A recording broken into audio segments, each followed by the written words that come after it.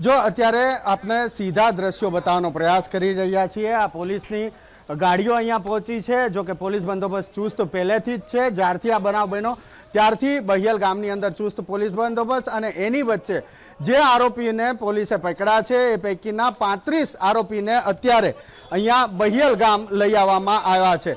તમામ 35 આરોપીઓને ઘટના સ્થળે લઈ જવામાં આવશે અને તેમનું જે હિંસાની ઘટના બની હતી એ હિંસાની ઘટનાનું રિકન્સ્ટ્રક્શન કરવામાં આવશે એ રીતની માહિતી હાલ મળી રહી છે। સૌથી મહત્વપૂર્ણ બાબત એ છે કે કાલે પણ દહેગામ પોલીસ તમામ આરોપીઓને જે આરોપીઓ પકડાયા છે એ તમામને લઈ અને પહોંચી હતી અહીંયા બહિયલ ગામ સાંજે અને ત્યારે પોલીસે એવું કહ્યું હતું કે પંચનામું કરવા માટે થઈ અને તમામ આરોપીઓને લઈને આવવામાં આવ્યા છે।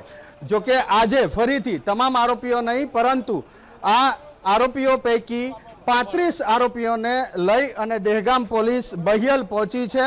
આપ દ્રશ્યની અંદર જુઓ છો આ તમામ આરોપીઓ આપ જોવા મળશે કે એમને દોરડાથી બાંધેલા છે એકબીજાને। આ ઉપરાંત એને ચુસ્ત પોલીસ બંદોબસ્ત છે અને એ ચુસ્ત પોલીસ બંદોબસ્ત વચ્ચે તમામ આરોપીઓને લઈને પોલીસ હવે એ ઘટના સ્થળે જવા માટે રવાના થશે।